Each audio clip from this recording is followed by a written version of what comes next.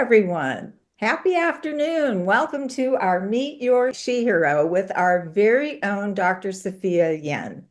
Most of you know that she is the founder of SheHeroes, and you also know that she's a pediatrician and also has a Pandia health company, and she does so many things. But what we don't know is all the details about her life, her work, and all of the different issues that she advocates on. She's an expert on menopause and birth control and all of the periods optional sort of programs that are out there. So we're going to delve deeply into a wide-ranging conversation with Sophia about everything that she's up to these days.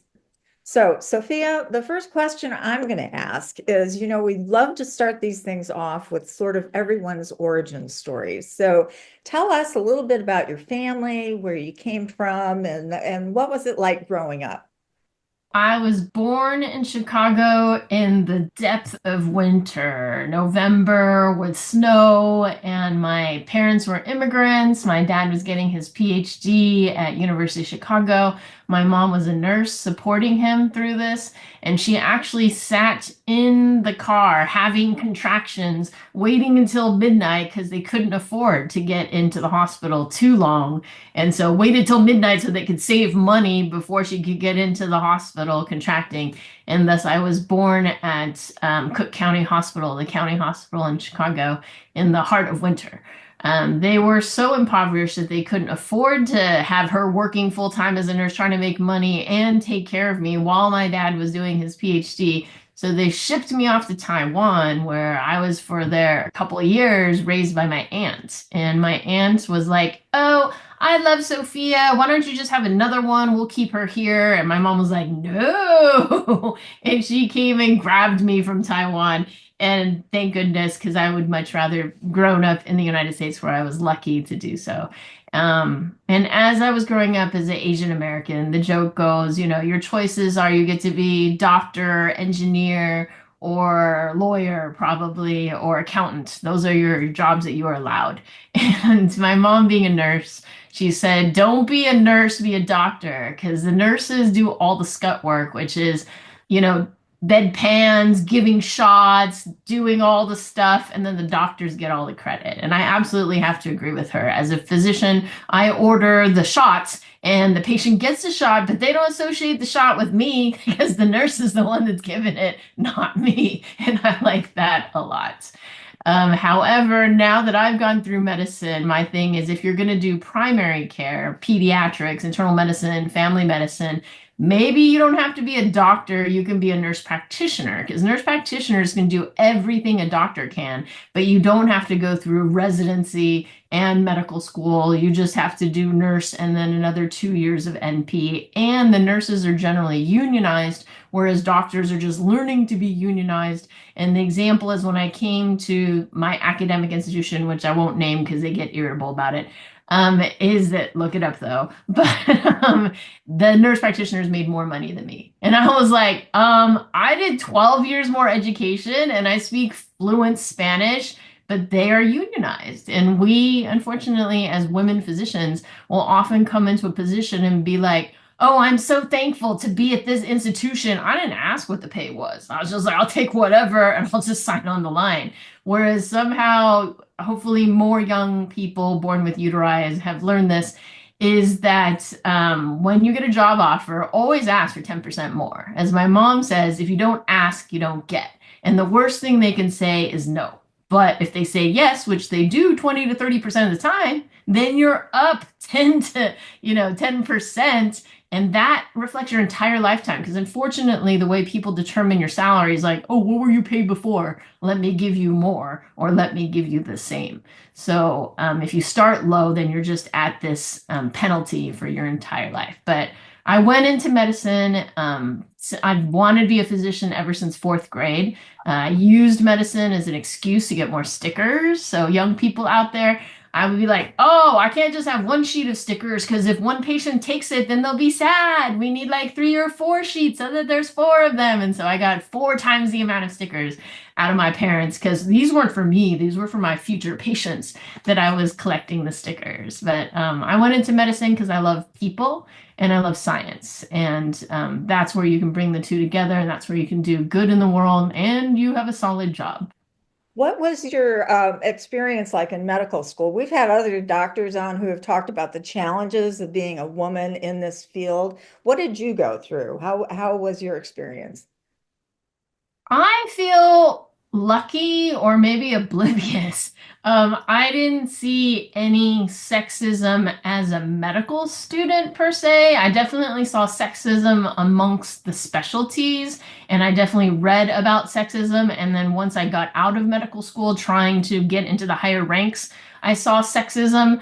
But as a medical student, I didn't see it so much. The sexism you would read about would be like neurosurgeons groping women in the OR. There were a ton of sexist jokes that were just like X-rated, and there was a ton of swearing. I never swore, I used so many swear words in my life as I did on my surgery rotation. And it was about machoism and whoever could swear the most, and then in my orthopedics rotation, it was all about sports. And it's just if you couldn't speak the sports, then you couldn't relate because it's orthopedics and they're all about the sports injuries, though, of course, bones affect everyone, hip fractures, etc. But they were more, sports oriented.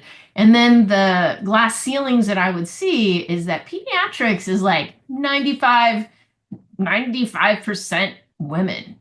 But if you see who is the chair of the department, only recently have women started to become the chair of the department. And then with OB-GYN, the joke is so many are women. It's like 99% of OB-GYNs now graduating are women, that if you're the 1% man, you're actually the diversity and you can get into any residency or fellowship because they're looking for that one guy because there aren't that many spots and there aren't that many guys. And so that's where we see the glass ceiling. We also see it in policies. So the example I give is a lot of these educational activities are at 8 a.m.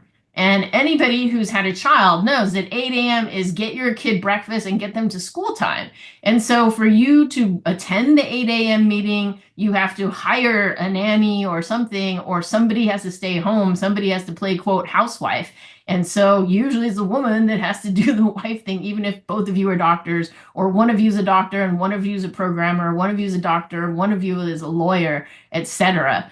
So it's these policies. And so it's a simple change of policy from an 8 a.m. grand rounds to noon, where we're all supposed to be at work and available, that makes it doable. Or people like, oh, well, sometimes my clinic runs late at noon, and so let's do it at the end of the day. Well, who's in charge of dinner? Again, sexist. The women are in charge of dinner. And so if I'm in charge of, I care that my children eat dinner, then I need to get home so that they can eat dinner. So just these little policies, I believe, have kept women out of it. And there was even an article by, I don't remember if it might have been a female doctor, and that's why it was so hurtful, that said that, medical education is a little bit subsidized by the government, and we shouldn't spend it on women because so many women go part-time and don't contribute fully to, medicine.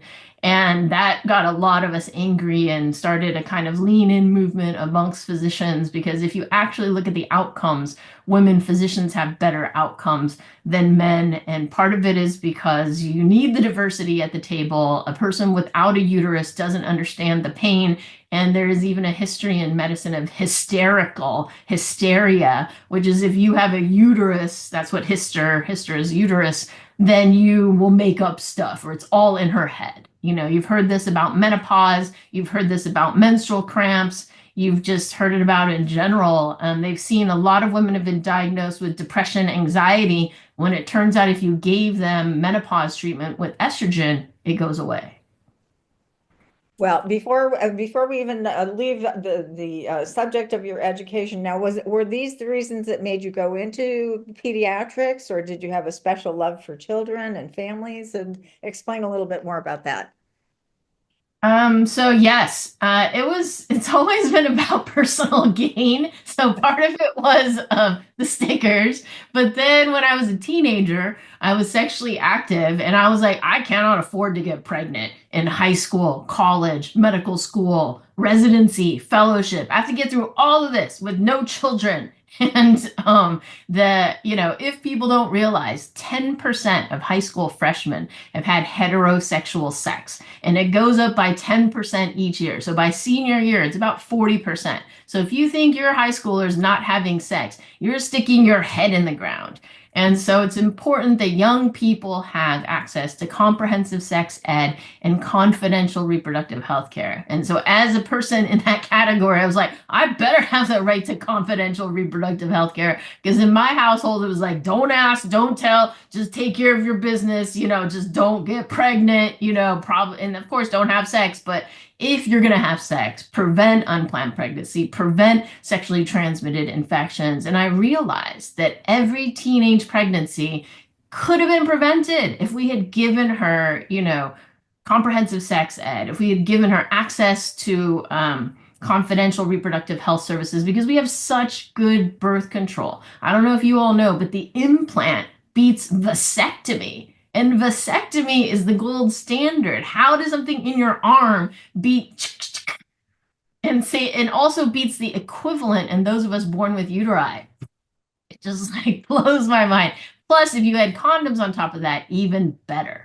So, so important to provide that to people. And so I was like, oh, well, I think I'll be an OB-GYN. Then I went to medical school and I was like, oof, I'm not so good with surgery or anatomy. And every surgery, you do not want me in your surgery because every surgery I was in went far longer than it really should have. And it wasn't because of me. I just happened to be in the room, but I was like, this is a sign that I should not be in the OR. The OR was a total fun thing. Just like you see in the movies, you scrub up and you're like, gown me, glove me, can't touch anything from here to here. You contaminate the field. It's a rush, and you tell the nurse, give me this, give me that, blah, blah, blah. But every surgery I went into, there's one surgery that was just supposed to be gastric cancer. And it turned out to take the pancreas, the esophagus, the intestine. We just like a 2-hour surgery turned into a 12-hour surgery. And next day, the guy died. And it wasn't because of surgery, it's just, oh, he took a lot of parts out and he was sick and probably the cancer was everywhere. But an OB, I would be there like pushing with the woman, pushing and pushing. And I was like so excited to catch the baby and do the umbilical cord and all that stuff. And then she gets stuck and go to C-section. And be like, ugh, I just sat with you for 12 hours pushing and now you're in C-section. So was not destined for OB-GYN, but I found adolescent medicine where I could do outpatient gynecology, pelvic exams, pap smears, educate about sexually transmitted infections, educate about birth control, educate about hashtag periods optional, and prevent badness. And so I really love pediatrics because you catch them young, you catch them when they're forming their habits, you teach them that you can have sex, but please don't do it unless, you're willing to risk getting pregnant. And I tell anybody born with a penis that, you're in charge of your sperm. Once it leaves your body, it's her body, her decision. And she may say, oh, you can be involved. But when that baby turns 18, it's going to hunt you down. So if you don't want that, control your sperm. And the way you do that is with a condom or don't have sex. And those of us that have the burden of risk of pregnancy, do everything you can not to get pregnant. No glove, no love, or in Espanol, no globos, no fiesta. So no balloons, no party. So condoms, condoms, condoms, and better contraception. Well, that's actually a very good segue into, this is what your specialty is kind of teenage reproductive health care. Can you like go over some of the latest current issues of what's involved there and how the landscape may have changed since you first started working? Yes. So I think it's really important for everyone on this call to understand the difference between emergency contraception and medication abortion, because for a lot of us, the two came out at the same time. So emergency contraception is holy crap, the condom popped. Is there anything I can do to prevent pregnancy. That's why it's emergency contraception. And you can do that within 5 days of, God forbid, a sexual assault, or if the condom popped, or if you weren't able to take your pill for 3 days in a row, or if you're on a progesterone only pill, you're late by 3 hours. These are all occasions to consider emergency contraception. You can use a bunch of birth control pills now, a bunch in 12 hours, but that's the least effective. But one went over the counter, which is Plan B and its generics, which used to be the best one. But then another one came out called Ella, and I don't make any money from them. I don't have any affiliation with them. I'm just trying to prevent unplanned pregnancy. That one beats Plan B at every single time point, and it works up to a body mass index of 35, I believe. And once you have a BMI of 35 or greater, then you can only use the IUD or implant. But you can use, sorry, not the implant, the IUDs, copper or the hormonal one as emergency contraception anytime up to 5 days. So, and a medication abortion is you're pregnant and you don't want to be pregnant, you can either have surgery or you can take a different medication, a medication abortion pill, and it's actually two different pills, one now, one in like 24, 72 hours, and that works up to 12 weeks after your last menstrual period. So these are two separate things, really important for people to know. The other thing that's kind of new since our day is a lot more people are using intrauterine devices, IUDs. The hormonal IUD actually beats tubal ligation. Tubal ligation is the female equivalent of vasectomy, where you cut out an inch on each side and burn. How anyone can get pregnant after that is like, your body is crazy fertile. But the hormonal IUD beats that. And then the implant beats the vasectomy, and the vasectomy beats that. So the best is the implant, then vasectomy, but that's permanent. And then comes the hormonal IUD, then comes the female equivalent to the vasectomy, which is tubal ligation, and then comes the copper IUD, and then comes other methods with respect to effectiveness. What is the hormonal IUD? I've never heard of that before. Yeah, so the hormonal IUD, the OG is Mirena, is the name brand. Loletta is the exact same thing, just made cheaper, more available, and a pseudo kind of nonprofit. They have it for much lower price for low income and for third world countries. So that's Loletta. Then there's Kyleena and Skyla. I don't recommend these two. These are lower dose, and so with the standard dose hormonal IUD, 30% of people that use it have no periods, and they're like, yeah, no periods. And then the other 70% have lighter periods, and it's actually a treatment for heavy, painful periods. The Kyleena and Skyla are lower dose, and they supposedly are better for people with smaller uteruses, but literally it's like 2 millimeters here, 2 millimeters there. It doesn't make a difference given our epidemic of obesity. And the bigger you are, probably the bigger the uterus as well. So, what amongst your teenage patients now, what do you see as their greatest issues? Are they, concerned about STDs or trying to find a boyfriend because everybody's mad at each other now, or where are their concerns? I would say that, for a young person that's sexually active that has a uterus, they're always worried about getting pregnant, right? Like, I don't think you can enjoy sex if you're like, oh my God, am I going to go get pregnant? Is the condom going to fall off? Do I have to negotiate this person using a condom? So it's so much better if both people come to the party with a condom. Both people are like, no condom, no sex. And if person who has a uterus is taken care of with the IUD, the implant, any of the hormonal birth control out there, plus condoms, if we're doubled up, then we're, in a good place. Certainly sexually transmitted infections needs to be on everyone's mind. I counsel young people that just assume everyone has every sexually transmitted infection under the sun, because they've shown if you have two partners in your life, I don't find that unreasonable. You tried one, wasn't so great, and then you found one for the rest of your life. That's kind of lovely, right? Two partners in your life, you have a 90% chance of catching one of the 4 HPV, human papilloma viruses that are out there. And know that there's 160 different HPVs out there, and the vaccine only covers 9 of them, but there is some cross coverage. So if you're protected against one, it might protect you against the other 151. So definitely get your vaccine, but I wouldn't assume that you're covered. And so that's the other thing is they've actually shown you have a better immunologic response when you're 12 than when you're 18. Because a lot of parents like, I don't want to make that decision for my kid. She can make it when she's 18, or he can make it when he's 18. And it's like, no, you get a better response here. And again, we said there's a 40% chance that your kid's going to need it before they're 18. So please don't wait, because the number one cause of pap smears is we're looking for cervical cancer. And cervical cancer, almost 99%, if not all, is related to HPV. So if we can prevent HPV, then you don't need a pap smear. And And those and are like, let's save pap smears. can you delineate what HPV is? Is it a cancer cell, or how does it work exactly? What is it?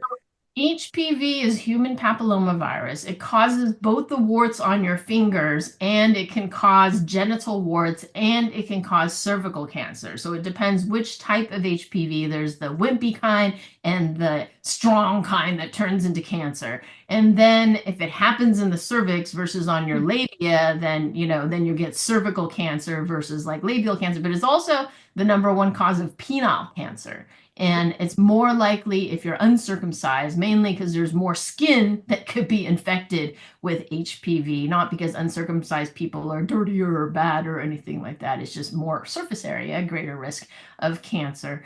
And it causes sometimes a virus. The whole point of a virus is just to produce as much as possible and then like jump onto something, someone else, or go somewhere else. And so when you have uncontrolled growth, that turns into cancer. So being infected by HPV leads to cancer if your body doesn't get rid of it. 80% of the time, your body will get rid of it, but 20% of the time, it does not. And we don't know how to predict who is that 20%. And that 20% is the person that's at risk for cervical cancer. So maybe in the future, we can find out what is the difference between that 80% and 20% and give that 20% whatever gene it takes to protect them against it or something, but we're not there yet. We have two questions. One is, how can I tell if I have a small uterus? And then secondly, this info needs to be on TikTok and or Blue Sky. Yes, thank you. If you want, I am on both TikTok and Blue Sky, and in both of those, I'm Dr. Sophia Yen, Sophiayen.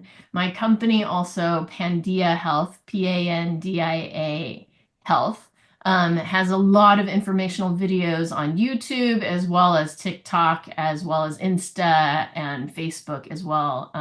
So those are all options. And right now on my Blue Sky, I believe what's pinned is my top. I took a great article on menopause and hit the myths about how HRT causes, or not HRT, estrogen causes breast cancer. Great. Well, that's a perfect segue to the other end of the spectrum, because we do have some women here who would love to learn more about menopause. Let's talk about menopause myths and what are the latest ways that we can minimize the sometimes awful effects of menopause. Okay. So, first of all, let's start with definitions. Menopause technically is the day of your last period. And the sad part is we don't know, because it's 12 months since your last period, that we know that that was your last period. So there's a lot of women who have a period, they start getting irregular, and then you're like, is that the last one? And then 3 months later, you get another one, you're like, I guess it wasn't the last one. The average age of menopause in the United States is 52.5.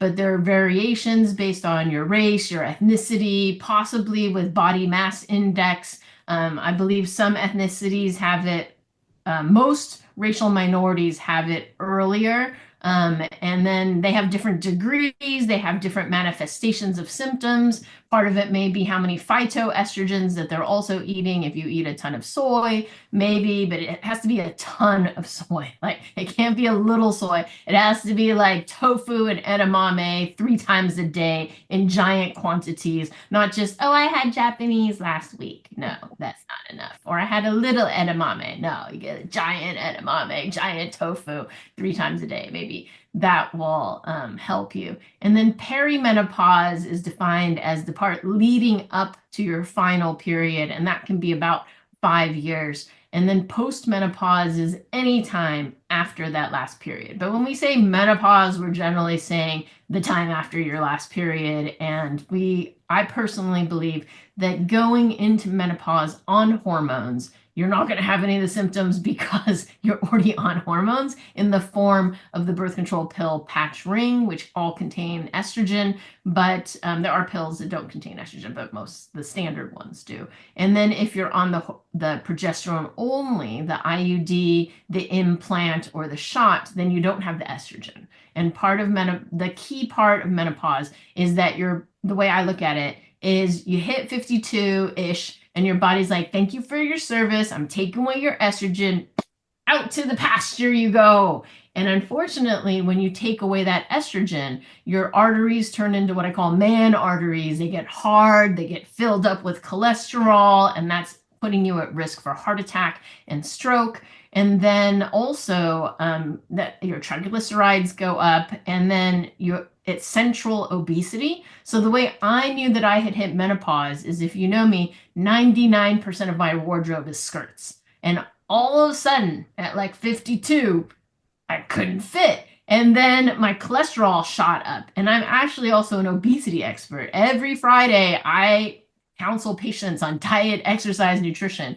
And I didn't change anything from last year to this year. And I didn't just get back from Chicago or New York where I eat like a pig and just everything because I love food out there. No, it had been a boring month for me. And I go into my doctor's office and she's like, oh, I see your cholesterol's up and your waist is down. She's like, it's just old age. You need to go see our nutritionist. And I was like, what? Like, I teach other people nutrition and nothing has changed and I've done nothing. And I get old age, but I realize old age is just a euphemism for menopause, right? And so then I switched from the birth control pill to the patch, and my waist came back. And I was like, oh, thank goodness. Because I was like, I'm going to have to do metformin, or I'm going to have to GLP-1 or something, because this is unacceptable that my waist disappeared. And then learning that when you take away estrogen, it's central fat.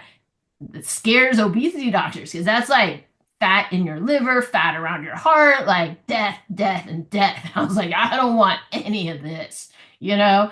And so menopause has 70 different symptoms.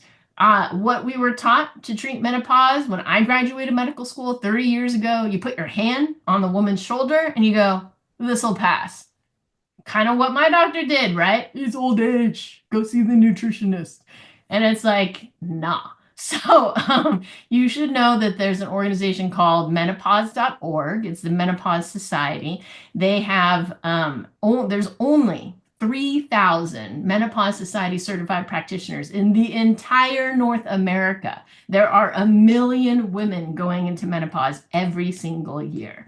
And certainly you don't have to be Menopause Society to treat menopause patients, but if you took the test, at least you know the latest and the greatest and you're up to date on stuff.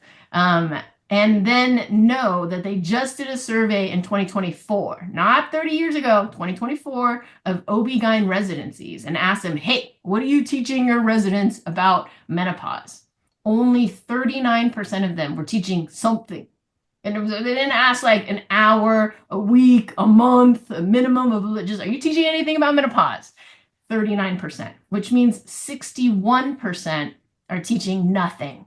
Know nothing, have not, unless they self-taught about menopause. And that's OB-GYN. What about internal medicine? What about family practice? And so I think it's really important that if you are having menopause and your doctor's like, nah, go see a nutritionist, blah, blah, blah. Certainly, yes, if you're eating unhealthy and you're not getting enough sleep, you should do all of that.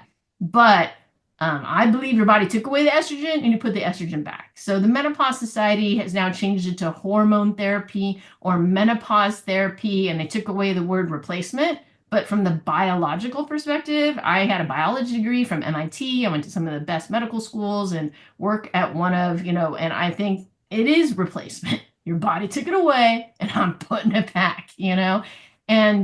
Also important for you all to know that unfortunately there's only 4 FDA indications for hormone therapy for menopause. And my company, because we're telemedicine, we're deeply scrutinized and people are trying to come after us legally and take away our licenses and stuff. So we have to stick to these. If you see a doctor in person, then they can go off label. But these are the only 4 indications. Number 1 is hot flashes. Number 2 is night sweats. Number 3 is genital urinary symptoms of menopause. So painful sex. I call that sandpaper sex. Like it's like dry, it's painful, it rips, it's all sorts of badness.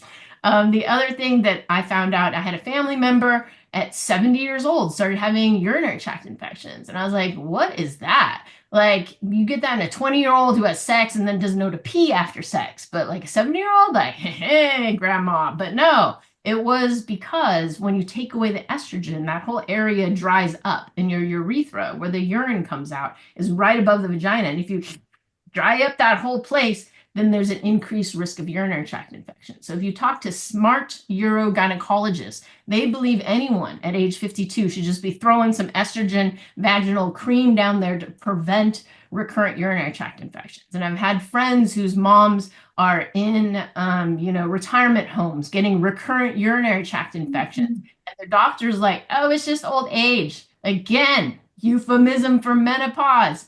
Throw down some vaginal estrogen. So another educational point today is anyone, even a person with a history of breast cancer, can have local topical vaginal estrogen because it's not systemically absorbed. It doesn't go through the whole body, thereby putting you at risk for breast cancer. But also for you all to know that the Women's Health Initiative, which was a study that scared everyone from hormone replacement therapy, what was crazy is my colleague Marty Markery, who's going to be the head of the FDA, actually pulled the article and showed that for anybody who's scientific on this call, it was not statistically significant, the increased risk in breast cancer. And with a non-statistically significant in a giant study, not like a small study where we're like, oh, it's trending towards significance, and if we had more, we could find. No, this was the largest study ever. And even in that study, it was not statistically significant. The increase was just breast cancer, and it stopped hormone replacement for 2 decades. So I'm very irritated that my mom's osteoporosis,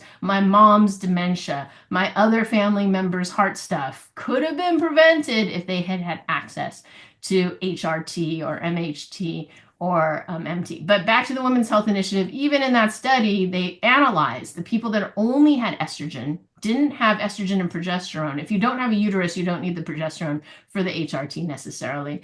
And the people in the estrogen only had decreased incidence of breast cancer, decreased death from breast cancer. And so estrogen is not causing breast cancer, and estrogen is not causing increased risk of death from breast cancer. We think it may be the synthetic progesterone.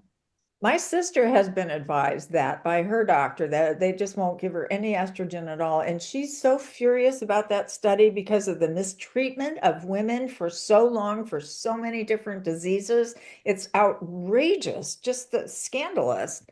Yes. So this is all extremely informative. Now, do you have any recommendations for what the best kind of hormonal therapy is? Like, do you start with birth control and then move to the patch? Is that your kind of recommendation for women? So, depending on your age, right? So if you're trying to prevent unplanned pregnancy, generally we ask you to start with the most effective and work your way down, and why wouldn't you want to use it? But I absolutely do see the benefit of estrogen if you're treating somebody who's about to go into menopause. So what I say there is before your last period, before 52 years old, it's like running out of gas. It's like put, put, put, put, put, put, put, put, put. And so the put is like, I've had personally, this isn't like I heard, but this is my friend told me she had 2 or 3 friends that had flooding. And what flooding is like the worst period you've had in your life. So she flew to Africa for a conference, and all of a sudden, blood and like 3 to 5 days of blood in Africa, and didn't have the right materials or anything to deal with it. I had another friend going through menopause. She couldn't visit any friend's house for a month because she was afraid that she would destroy furniture if she went to anyone's house. And I was like, if that happens to you one day, run to your doctor and get that taken care of. Don't live through a month of holy crap, it could happen again.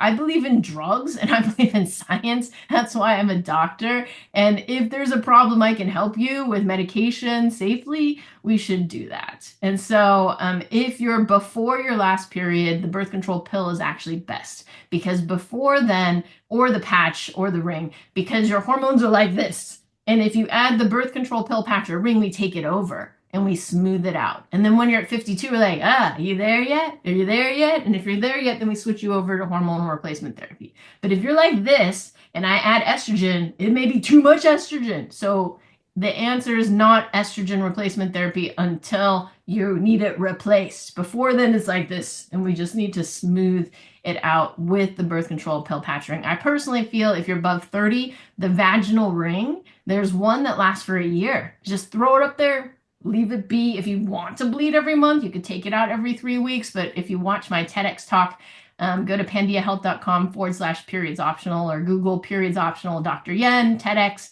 You'll see it. You don't need to bleed every month. It just increases your risk of ovarian, endometrial, and colorectal cancer every time you bleed. So that's before. Once you hit menopause, a lot of people are using the patch. So my thing is whatever's good enough for your doctor is good enough for you. And so if your doctor's using the patch, then maybe the patches, they have some logic that they're using the patch, right? And the logic there is that the pills go through your liver, and whatever goes through your liver increase risk of blood clot. And so if you're worried about blood clots, that's why a lot of doctors are on the patches. But some research has shown that for mental health prevention or whatever, the pills might be better. So the key is, what's cool with menopause treatment is they have bioidentical hormones. And it's important to know the difference between compounded bioidentical and FDA approved bioidentical. Anyone who's with the menopause organization or American College of Obstetrics and Gynecology, we do not recommend the compounded. The only reason they're compounding it is because they want to make money. It costs a lot more money to compound it, and they can charge you whatever they want. But if it's an FDA approved drug, it's been tested by the FDA, we know the dosage of it, and it can be mass produced in a cheap way. So no point doing compounded when you can do that. The controversy that exists out there is testosterone, and I feel, that is an individual basis, but there is no FDA approved testosterone for people who were born XX. There is for XY, and then there are only certain indications for it. The one FDA indication, I believe, would be the hyposexuality dysfunction disorder. So if you have low libido, then you can consider some testosterone. But I think with research, we'll see that maybe it helps also with bone and other things. Yeah. So Two questions, excuse me.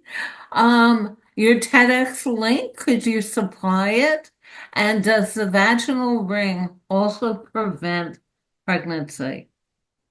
Yes, so it's really important to know there's a birth control vaginal ring. One is called NuvaRing, which is every month, and then one is Anovera, which is an entire year. So those two are birth control, but there's also an estrogen replacement vaginal ring, and that one's confusing because one of them is just local, and therefore if you have a history of breast cancer, you can just use that one, and you change it every 3 months. It does not go systemically. But then there's a systemic one, and so when we're talking hormone replacement therapy, menopause hormone therapy, there is 2 different vaginal rings, one that is local, one that is systemic, neither of which prevent against pregnancy. And we recommend preventing against pregnancy for 1 year after your last period, because as you know, we don't know if that's the last period, and we want to make sure no one gets pregnant that doesn't want to get pregnant. There have been a lot of oopsie 50-year-old moms of babies, 51, 52, 53, because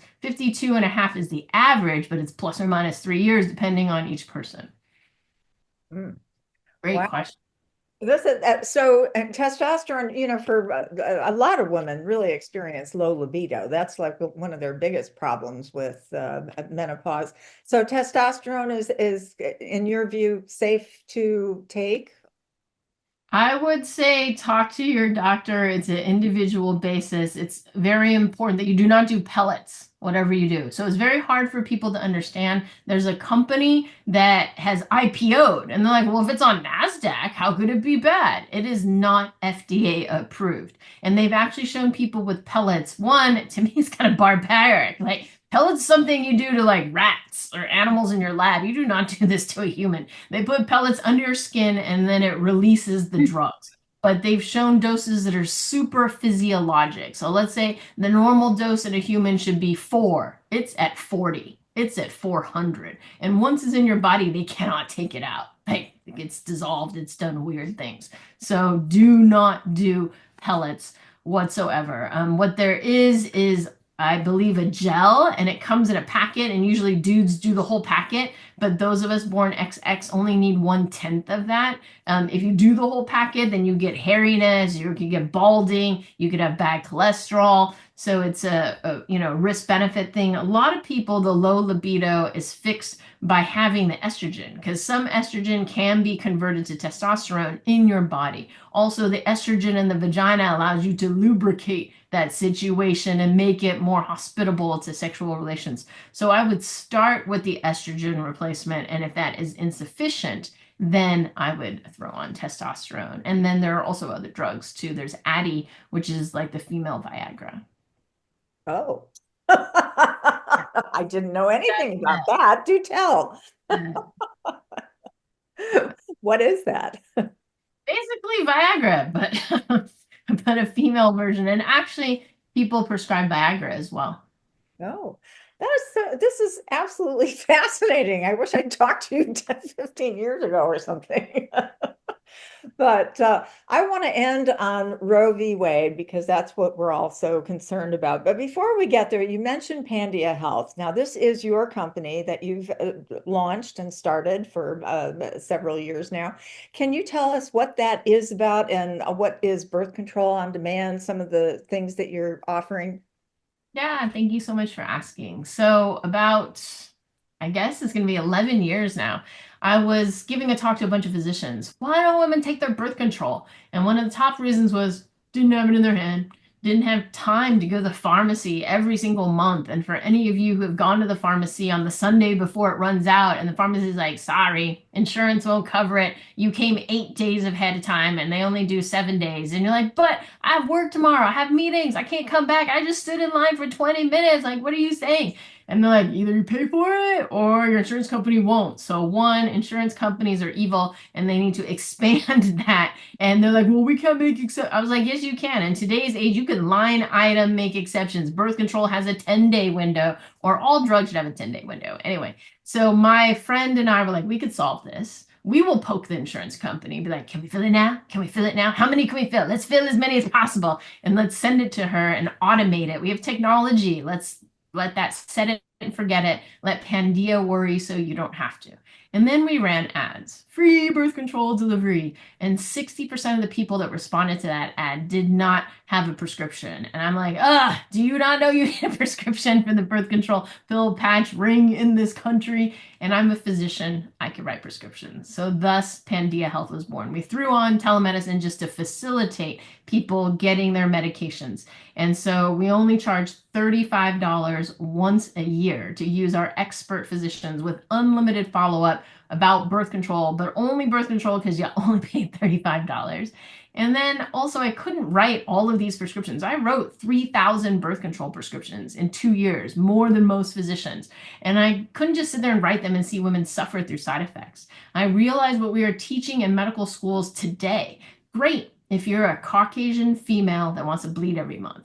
But if you're Asian, Black, Latina, don't want to bleed every month, that pill we're teaching everybody, this is how we teach medical students. Here, try this pill. If it doesn't work, good luck. There are 40 different pills. There are 8 different progesterones. There are 2 different levels of every progesterone. So I came up with an algorithm ranking all of these 40 pills. Most likely make you bleed, least likely make you bleed. Most likely give you acne, least likely give you acne. Most likely give you munchies, least likely give you munchies. Fixed it for the side effect we were seeing in people of Asian and Black and Latino descent. And with that, we do a 10-week follow-up. All good? You want to change your pill?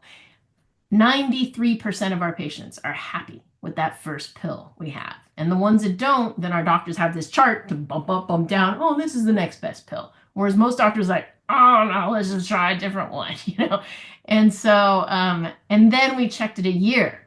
Are you guys still on your pill?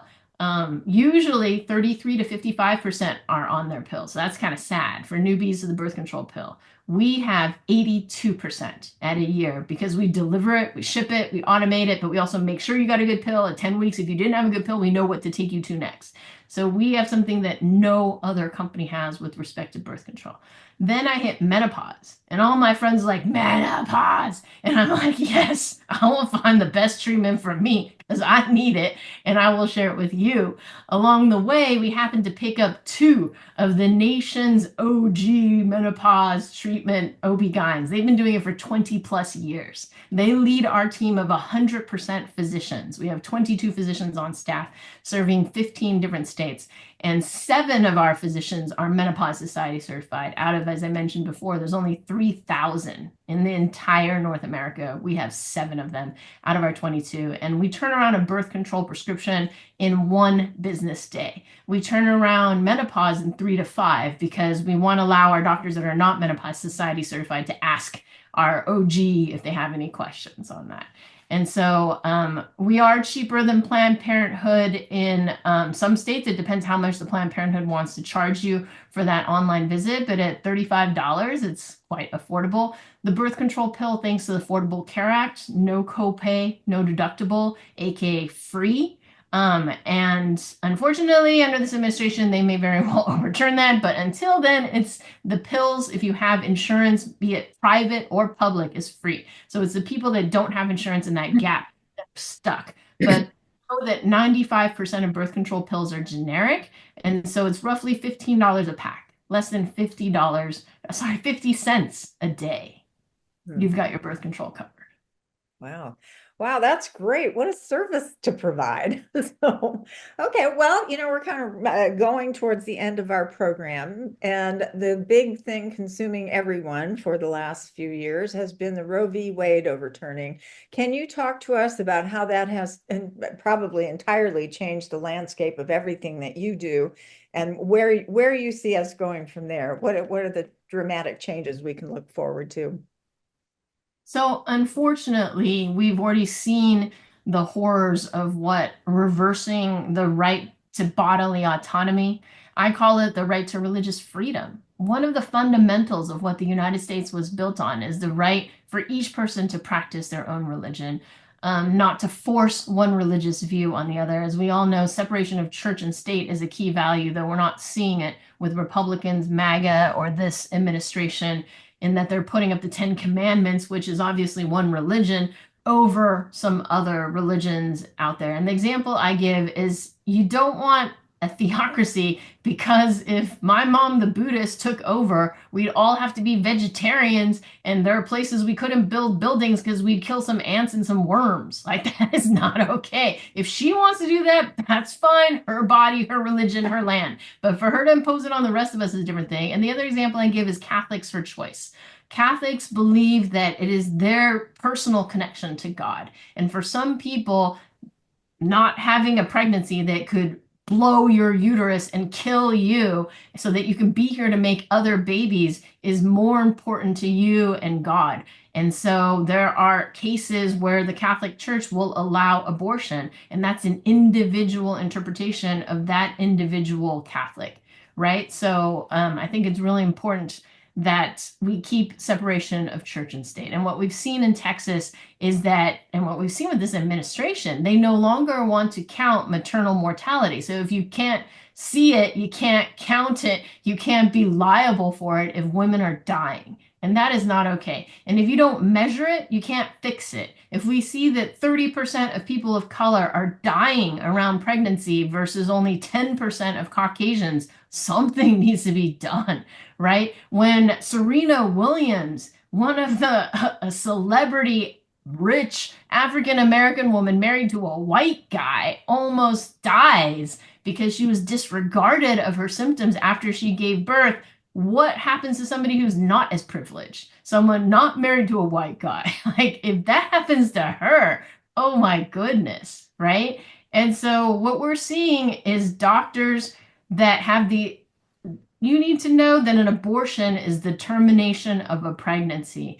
And a miscarriage is technically a spontaneous abortion in the medical terminology. So if you have a miscarriage, sometimes we need to go in there and scrape out the uterus so it doesn't stick and cause you crazy blood and you die. Or if you have a pregnancy in your tube, we need to terminate that because there's no way we can transplant it. There's no way it can grow. It will only blow and you will die if you don't get to the ER in time by the time it blows. And for somebody to say, well, go home and wait until it gets big enough to blow. Well, what if you're working at McDonald's and you can't get to the ER or you don't know? You're just like, how do you as a layperson know when it's enough blood to go to the ER? Women should not be waiting in the parking lot for it to be bad enough to die. And women are dying, and that is not okay. And so we need to pass the ERA. If we pass the ERA, and it has been passed, all we need is the archivists to put it in the Constitution, but to prevent the Supreme Court and all those, Republicans to argue against it, we need both the House and the Senate to extend there was a deadline put on the ERA, but a lot of people argue it's not relevant because it was in the preamble and was not in the part that was actually passed.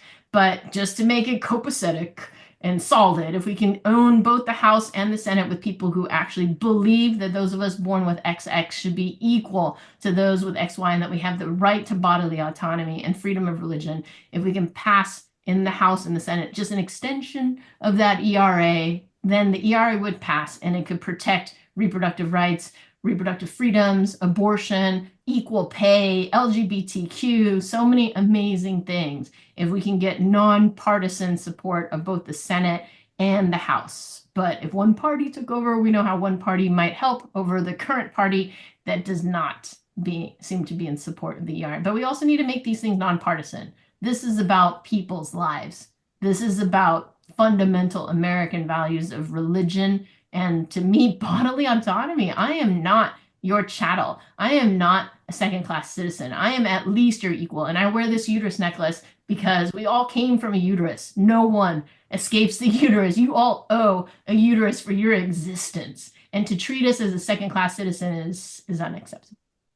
Wow, this has just been an absolutely wonderful conversation. And I've learned so much now. I've known you for years now. I never knew half of this stuff. So I've really enjoyed it personally. So we're going to wrap things up now. So I just want to, as we always do, turn things over to Michelle, who has a few final words to say. Well, first of all, Sophia, you never disappoint. Thank you, thank you, thank you. She is and truly a gladiator. I'm trying to find the right word. A gladiator for women and women's rights. So thank you so much. We have a very small crowd, so I don't think we have to do the big ask, but we always appreciate whatever shekels you can send our way, whether it's money, it's food stamps. No, I'm not. I'll be serious. It's stock. Please talk to one of us. Please let us know how you could or would like to participate. We're always grateful for everything you do. And thank you, Lori. Thank you, Sophia. And it's a wrap. Okay, well, back to me then. Thank you everyone for coming, and we've really enjoyed this hour together with you. So we will look forward to seeing you at our next Meet Your She Hero. So stay tuned for more information.